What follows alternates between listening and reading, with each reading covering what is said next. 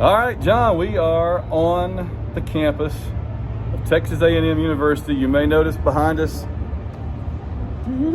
Kyle Field in all of its glory, right there behind us. We're suddenly in the sun. It's gone from like 20 below zero to 90 degrees here. This is a very variable weather day. It's one of those November days where if you're in the shade, it's cold. It's in the 40s. You want a jacket and a hat and stuff. Yeah. And in the sun, it feels like upper 50s right now, and it feels warming by the minute. So I think it's going to be one of those days when it's chilly in the shade, and it's probably warm at kickoff, and at the end when the sun's going down, it's going to be chilly again. So I'm getting a nice tan back here. I don't think we're going to be on too long. We're going to get sunburned, but we just wanted to give our impressions of what it's like. By the way, we've sort of commandeered a balcony restaurant before they open up.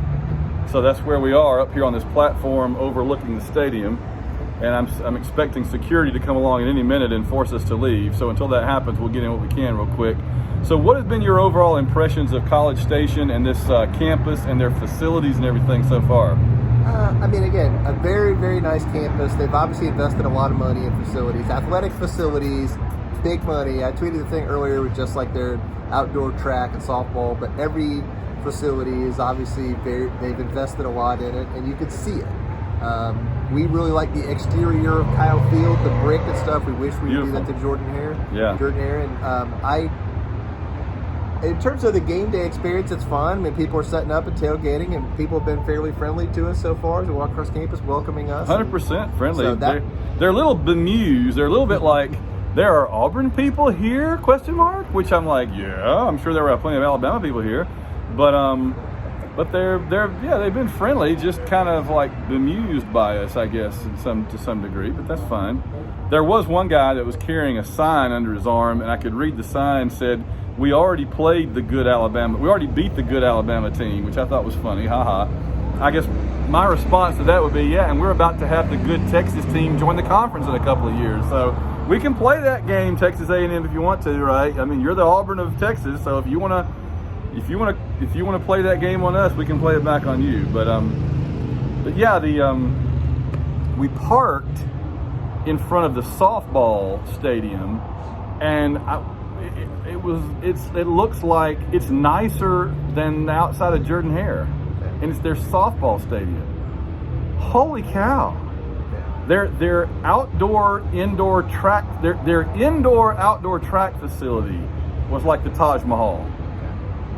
Yeah, it's amazing. It is amazing. So, do we want to have any little preview thoughts about the game? Our thoughts around like 10 o'clock, 10:30, 11 o'clock Saturday morning, so we're still a couple hours away. Yeah, if there's any breaking news from now and then, that matters. But the other thing I've been thinking about a lot is like their defense is really good, right? Yeah. So we're going on the road, playing a good defense, kind of like when we went to Penn State.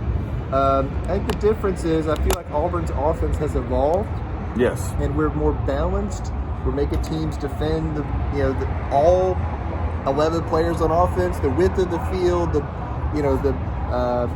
depth of the field. They don't know if it's going to be a run or a pass, and they don't know if it's going to be, there's not like one receiver on offense. You can go, we take that guy out and we've stopped Auburn. Like, that's great. We threw it to 10 other guys. So, amen.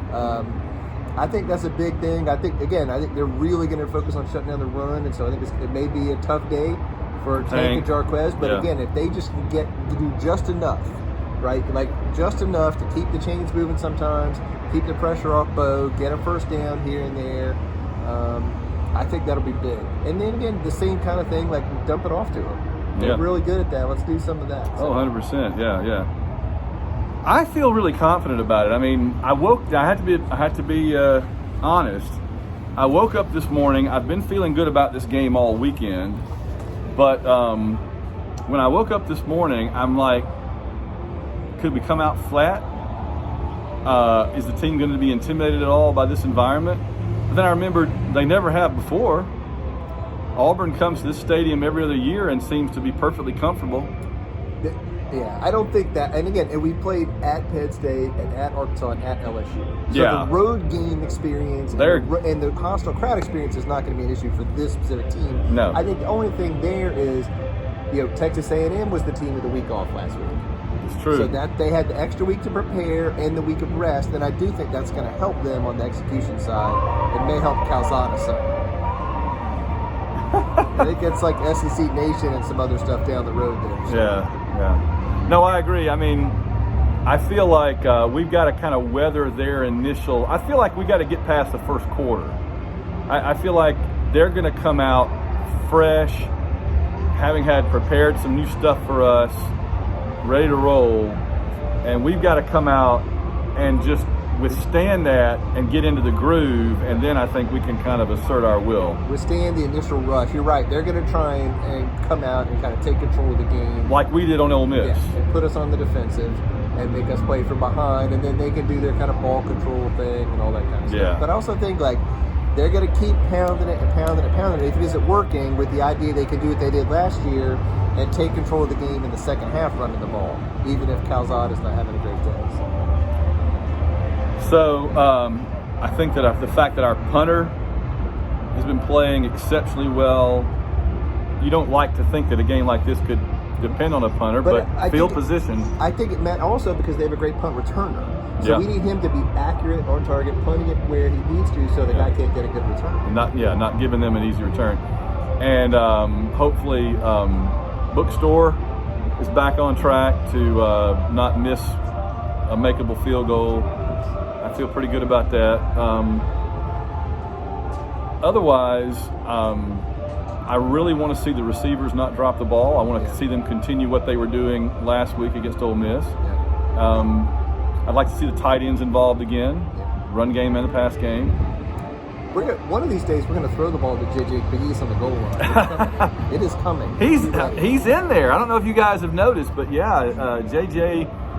Pegues has been in the game down there. He was the one that opened up the hole for Tank to jump over in that in the touchdown that he scored against Ole Miss. So the day is coming when he just kind of scoots out and he's like, I'm here.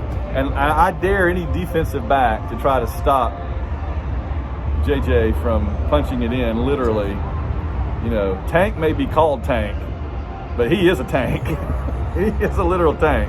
Yeah. So is there any one specific thing we haven't really talked about that might be a key to the game that maybe people are overlooking? I think the special teams thing again. Yeah. Not letting them get a big return and executing. They're a good special teams team. So just like we are. So executing special teams, field position for special teams, kick off, kick coverage, and then punts and field goal coverage and that kind of thing. I think that could be a big thing. There we go. Yeah. Do you have a score prediction at all? You think we're going to win at least? I feel good. I don't think it's going to get out of the 20s. Yeah. So I think 27-20, 24-17. Something in that direction. I think you're about right. I'm going to say, I always am comfortable with a 27-24 score. 24-16. Ooh. They kick 3 field goals. Well, we have determined, right, that they kick a lot of field goals when they get in the red zone. 24-16, they kick 3 field goals. And I'm going to say it's 17-16 late, and we score a touchdown to kind of put it out of reach. Yeah. I like it. I like it too. All right, so I guess we'll leave it at this for a couple of reasons. I can upload it faster without killing my phone. We won't get as much of a sunburn from sitting here much longer, but I will quickly rise up our camera to show you a little better view of where we are. So there you can see Kyle Field and all of its glory behind us. There's a lot of folks out circulating around, but I mean, just the whole way the rest of this campus is. Here's the restaurant we're kind of in front of. They go over this way. Again, I want to point out there's a train track in the middle of campus. Yeah. Like you have to go in a tunnel under it to get from one side of campus to the other, but that's the train track. That's crazy, yeah. So, all right, don't make fun of me for just turning my camera around that way. I know there's a button I can push. I'm not going to fool with it. All right, gang. So John and I will talk to you a bit later on. Maybe we'll certainly be back with a post-game wishbone analyzing how it all played out. And we'll take some pictures instead. We'll have some pictures and so forth. All right, we'll see you guys. War Eagle, John. Welcome in.